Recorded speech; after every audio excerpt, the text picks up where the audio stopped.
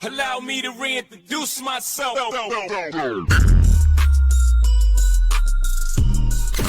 Welcome to Game Time with Hubb, your all-access pass to the hottest stories in football, basketball, boxing, and wrestling. Whether it's game-winning touchdowns, buzzer beaters, knockout punches, or jaw-dropping suplexes, we've got it all covered. Here's your host, Hubb. Hey, what's up, everybody, man? It's Sunday morning, recap of night one, WrestleMania. Let's dive into it, man. It was some shocking events, man. But start off, man. Let's get into like the opening match, which was Jey Uso versus Gunther. Of course, you know Jey Uso is now your world heavyweight champion. And congrats to Us on that. And you know what, man, after the match was over and you see on different posts and you see people that are like posting like, like the sad faces and all, like the angry faces because he won. And I'm guessing some people's like, they don't like how the finish was. But you got to think about it, though. You know, like Gunther been a pain in his side the whole like storyline build up.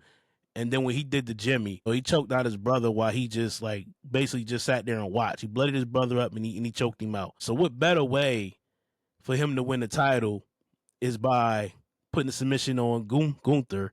And Gunther at the same time knew he wasn't going to escape it. If you watched the post show and they were like, oh, it was on real tight.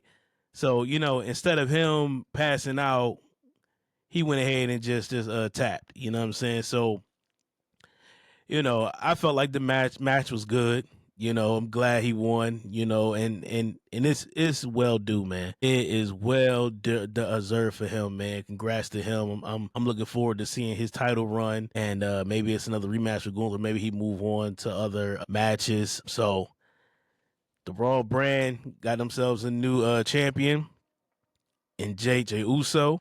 Other matches on the card, you know, the New Day captured the World Tag Team Champions as they beat the War Raiders.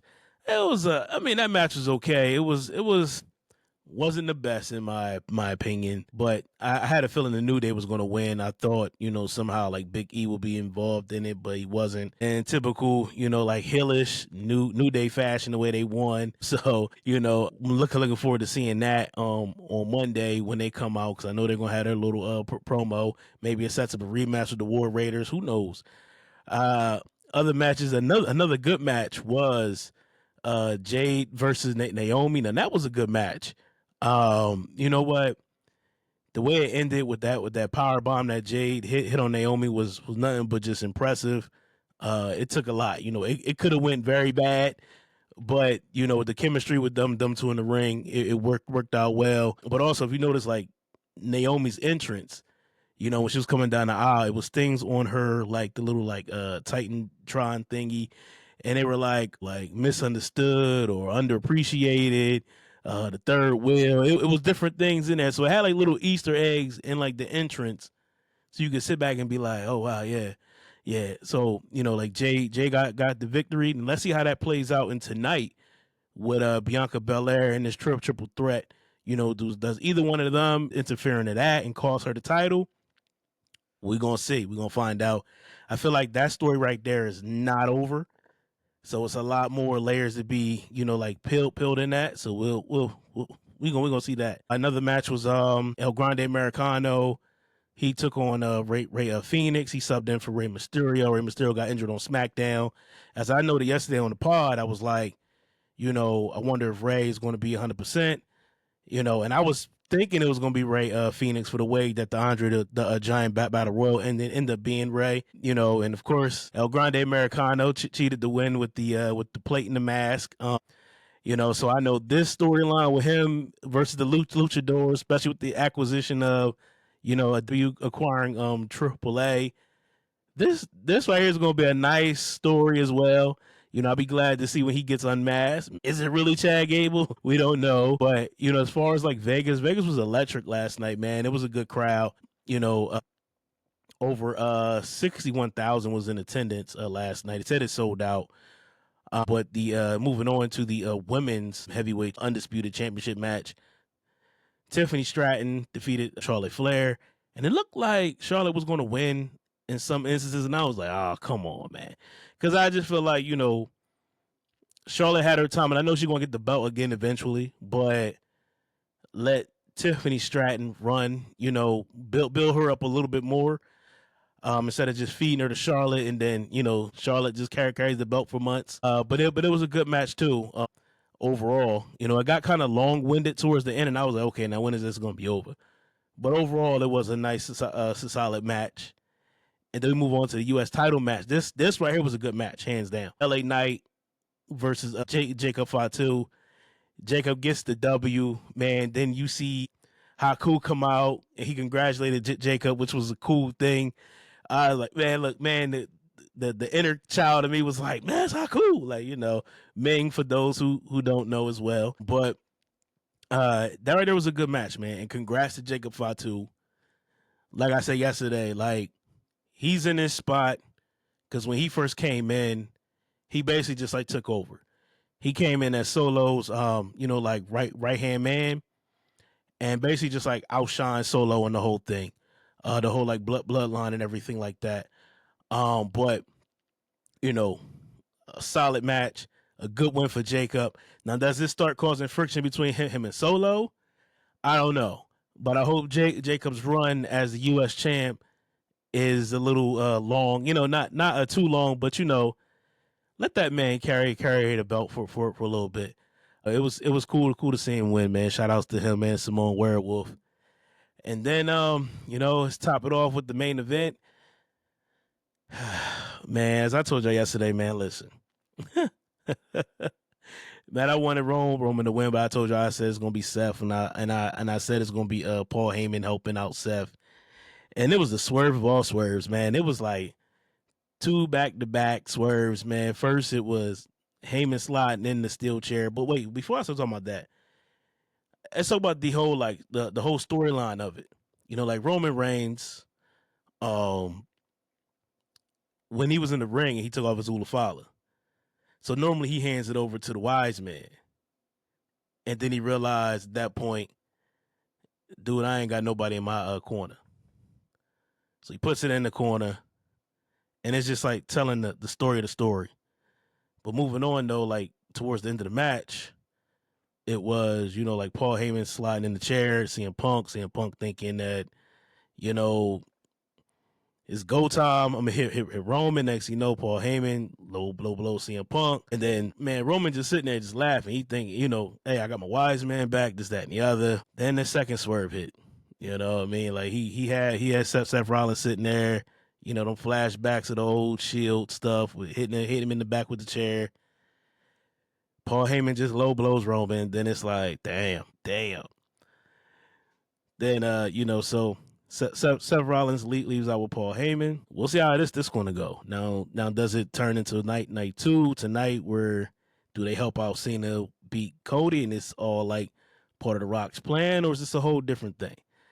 All I know is Backlash and some SummerSlam is going to be lit. It feels like Backlash probably is going to be Seth Rollins versus CM Punk. And then that leads up until like SummerSlam with Seth Rollins versus Roman Reigns. So it's a lot on the table. It's a lot of the story to be untold. Seth Rollins during the match was telling Roman basically like, you don't have a bloodline no more. Your wise man isn't with you. He was trying to get him to, like join forces with him. And let's take out CM Punk and put him through a table. Then Roman got out. He was with it at first. Then he thought about it like, you know what? I ain't trusting nobody. Like, because everybody he had trusted has turned on him. You know what I mean? So if you really think about it, yeah, he was harsh, but like Seth Rollins put him in that spot. But in the same token, if you look at everything like the Usos, like even though he was hard on Jey, especially Jey, and then with the whole like Sami Zayn thing, he hit him in the back with a chair at that Royal Rumble a few years ago when he was fighting Kevin Owens.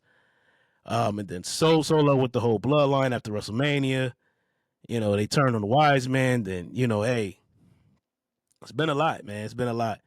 But it all stems from the whole Shield thing with Seth Rollins hitting him in the back with the chair.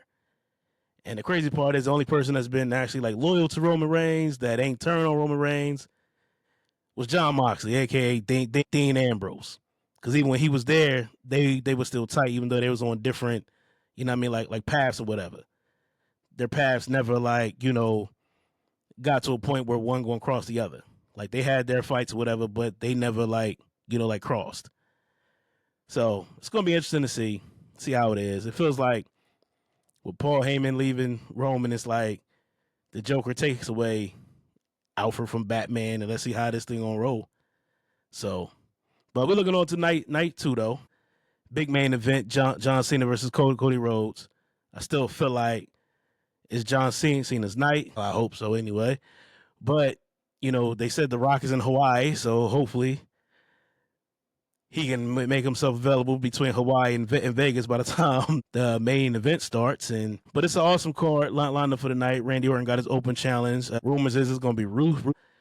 That'd be pretty cool to see him back in WWE. We know that Aleister Black is probably going to debut on the 25th, which is this coming Friday. But just looking at tonight, and also Lyra Valkyria, she has to have a change of partner because Bayley's now hurt. He got hurt the shoulder beginning of night 1 last night.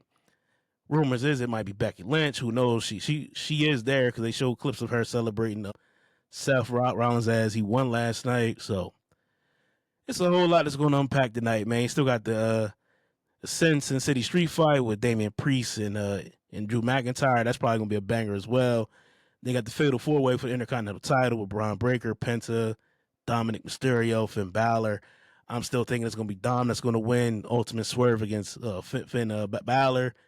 Maybe we get to see Demon Balor come out of this at the end. Who knows? It's overdue for that. But so that's it for night 1, man. I'll be back tomorrow to wrap up night 2 and preview Monday Night Raw, which probably going to be lit tomorrow night. Normally the Raw after WrestleMania is always lit. NFL draft is coming up on Thursday, so we got to put some things together for that. And we still got NBA playoffs. Like today, we got the Thunder is playing at 1, the Celtics playing at 3:30, the Celtics and the Magic.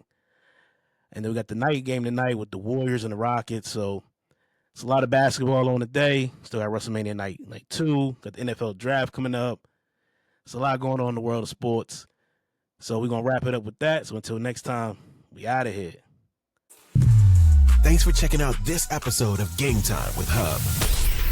Make sure you like and subscribe on your favorite podcast platform so that you never miss Game Time action. See you next time.